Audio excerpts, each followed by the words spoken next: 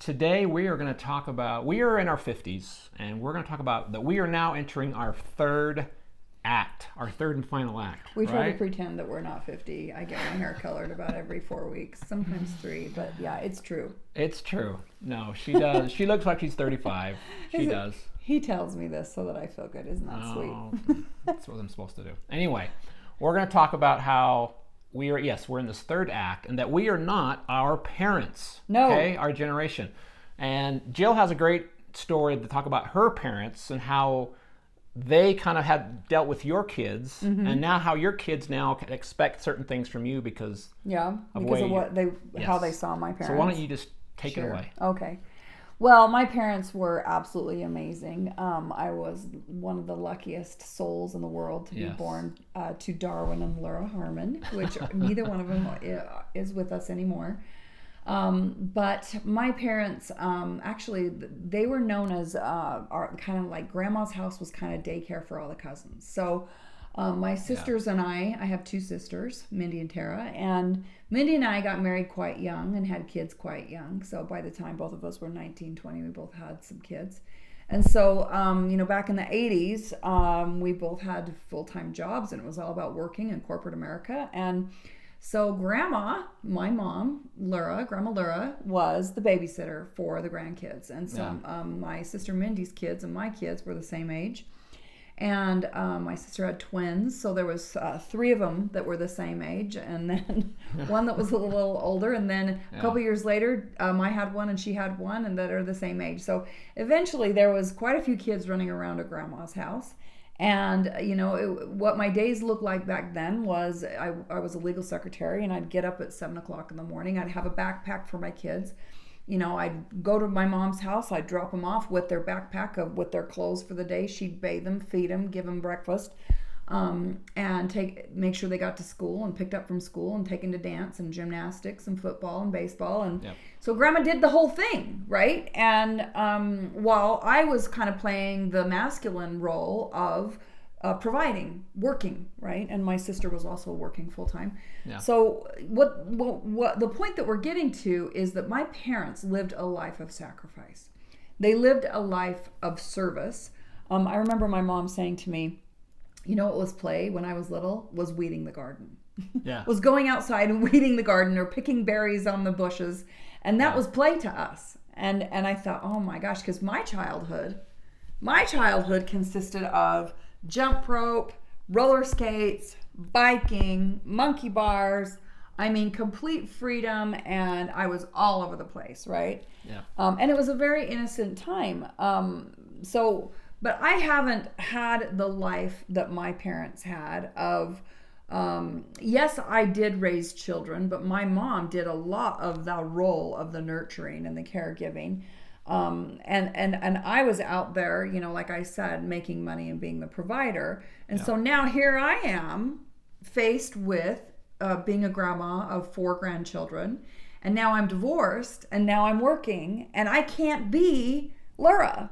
I can't be like Grandma Laura when my kids loved Grandma Laura. Everybody loved Grandma Laura. Oh yeah, she would even bring food at all times of the night for your kids, my right? favorite story. Okay, so she would. My daughter Janica would say, "I don't want to eat school lunch. Grandma, can you bring me McDonald's and meet me at the corner?" And then Grandma would bring her a Big Mac or whatever and fries and meet her at the corner and give her food. Right. So Grandma would also have a trunk full of treats, and she would go to the baseball games, and when anyone on the team hit a home run, they got to go to the candy store, which was Grandma's trunk. I didn't know this. Yes. This is new. They Team Grandma. I mean, Grandma was everybody. She was Team Grandma. She was everybody's grandma, and all the boys on the baseball team loved Grandma. Yeah. So that's the kind of grandma, my mother was, and I would love to have been like Laura.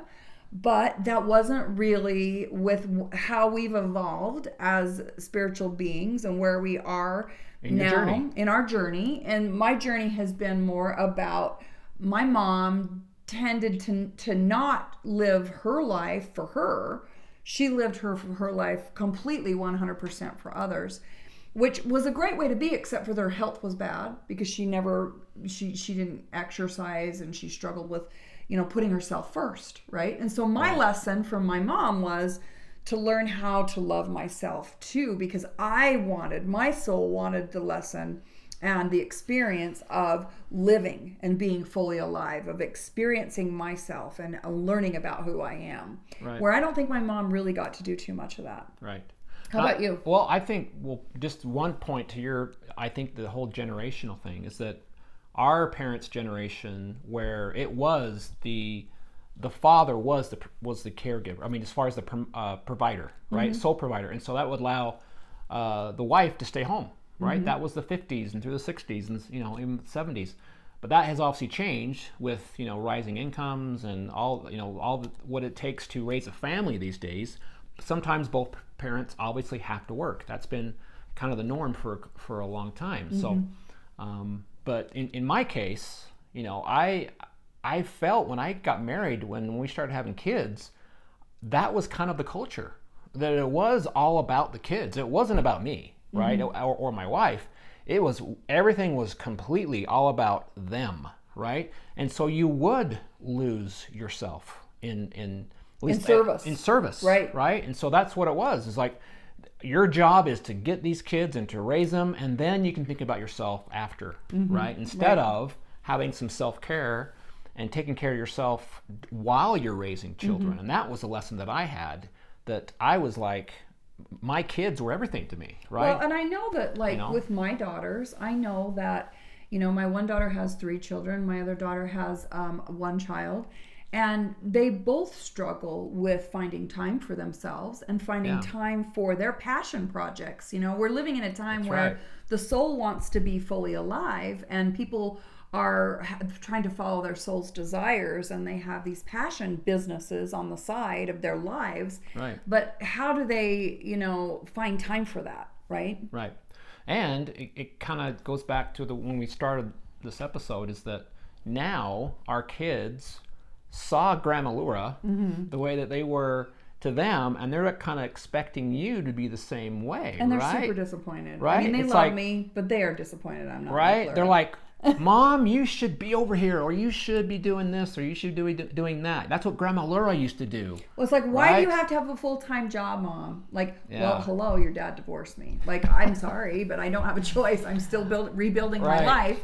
So it's not like I planned on this. I planned on retiring and being a grandma, but that's not what the universe had in store for me. So, I mean, I'm still living. We do say that the 50s are the new 30, right? So we still have a lot of living. That's because of the hair dye, right? Yes, it is. Part of that is that we're just getting going. Remember when I was a young kid, I thought people who were in their 50s were about on their deathbed, right? So I remember thinking the same thing. Right? And so now we're here we are at 50, and we're like, hey, we still have a lot to provide. We still have a lot to give. We were laughing the other day because I said to him, I'm like, I remember being really little and learning about sex, and then thinking, do old people have sex still? Like, and yes, they were. Our parents were having sex in their 50s. I promise you. As much as that just destroys everything that's even sacred, yes, they did.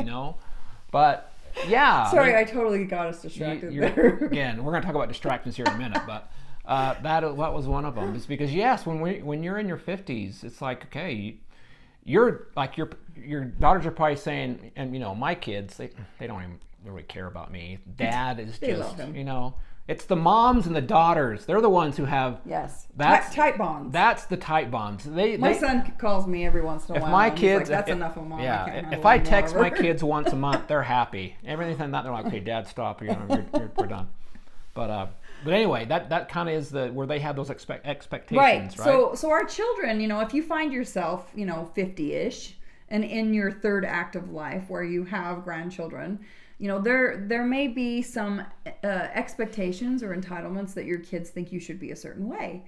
And so we've kind of struggled with that because we had, our parents sort of set the stage of how to be at this age, but it's a completely different world. That's right. And so now we're like, well, wait a second, the world doesn't work like that anymore. So I find myself feeling guilty that I can't, meet my kids' expectations, and I find myself, Feeling looking guilty. through eyes of judgment at myself because I'm not my mom. And feeling guilty, right? Right. Yes. Right. And so it's been a journey for me to realize that, I'm still alive, even though I'm 50 and I'm in my third act. I still want to live a life full of purpose.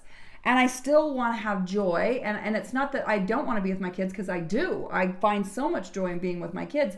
But I'm telling you, I call the grandkids the monsters, and some of them hate that I call them the monsters, but they are. Yeah. Because their energy is like this Energizer battery, and they just never turn off, and I can only handle so much of that, especially when, I'm in this stage of my life where I'm very zen, I'm doing my meditations in the morning and She's trying got to her have rocks. peace. I've got my rocks, and her kids make fun of her rocks that she's got. And, I'm wanting a piece of stillness and sacred harmony, and yes, there are times for me dancing with my grandchildren, which I dance with all of them. I'm the fun grandma, Yes. but most, there's also that balance where I need to live for me.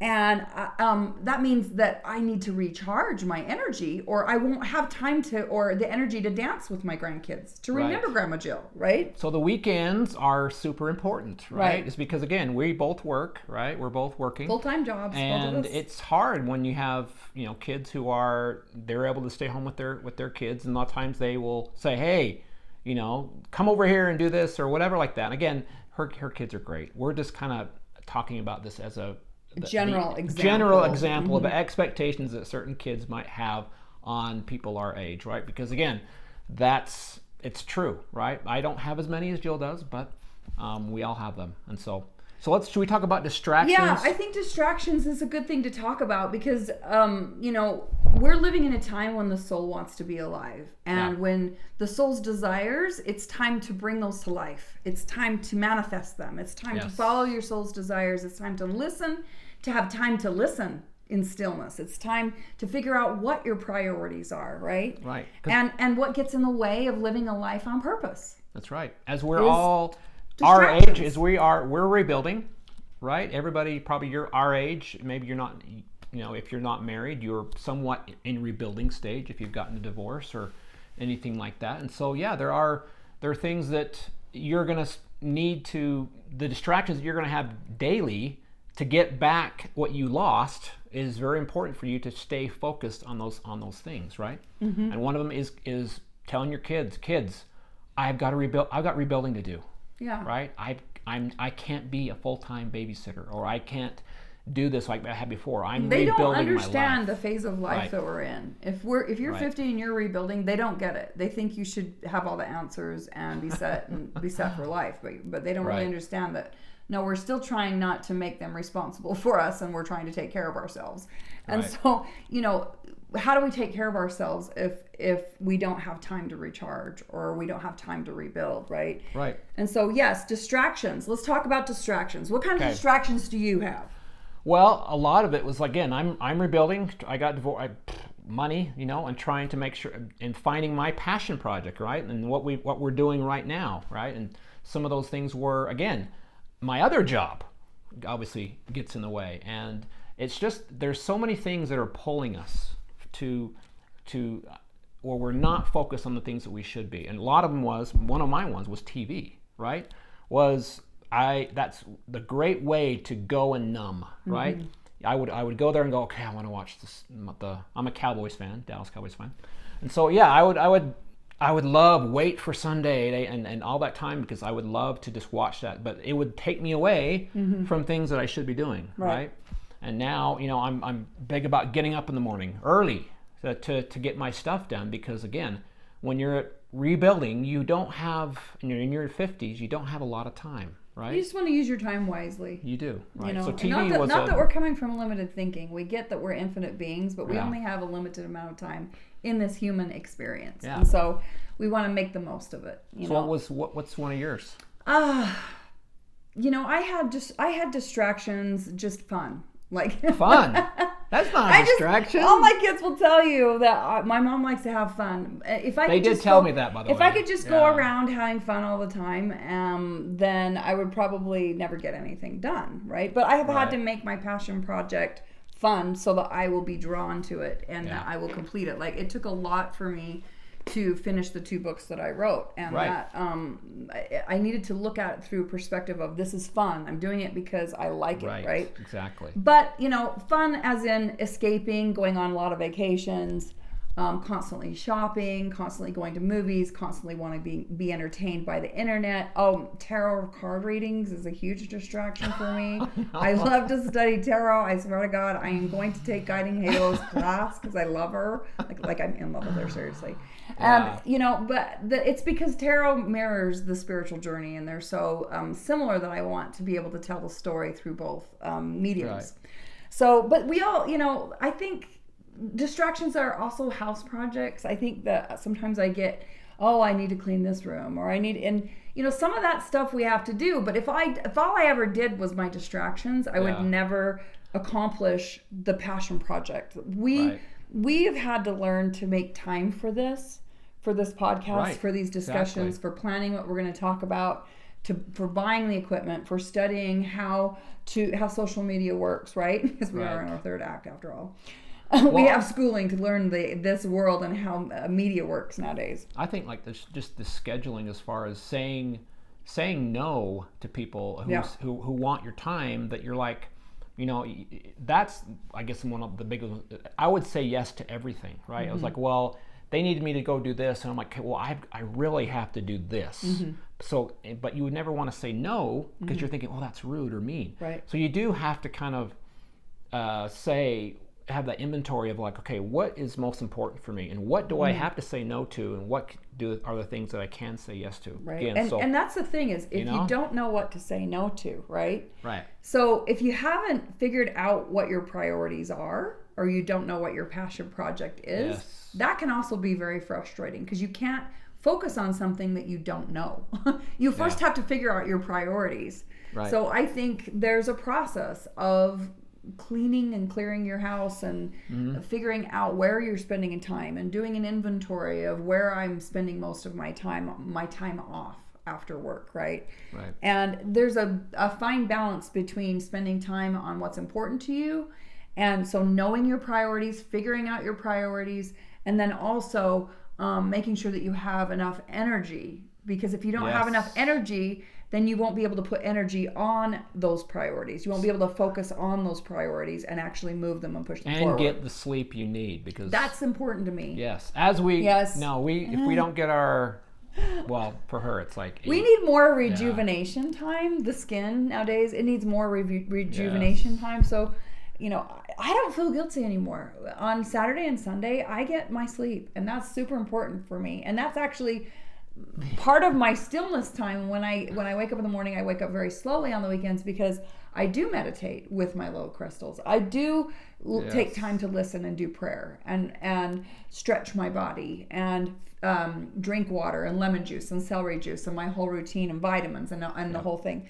But I have to, I need that sleep. I need that rest in order to have the energy for figuring out, okay, now I'm energized. I've gotten a good night's rest. I went to bed at a decent time. Now we can actually accomplish something tomorrow, right?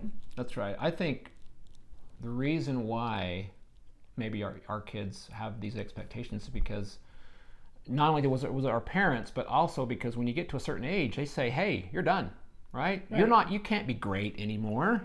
You guys, they think our way of thinking is archaic, and so it just doesn't matter. You're old.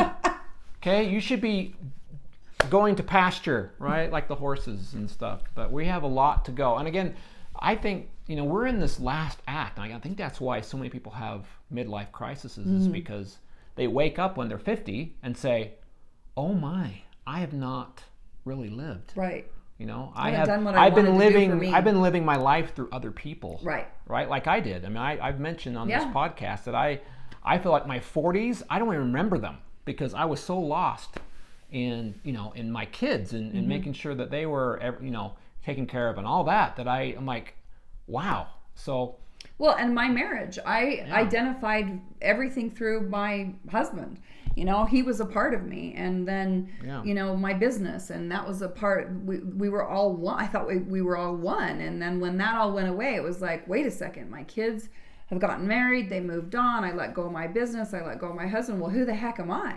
I would never have experienced Jill or known anything about her had I not gone through all of that, of letting go and then realizing, gosh, I need to have a turn to live for me. And that's okay. Yeah, that's right. I mean, all you out there who are saying, hey, it's time to slow down.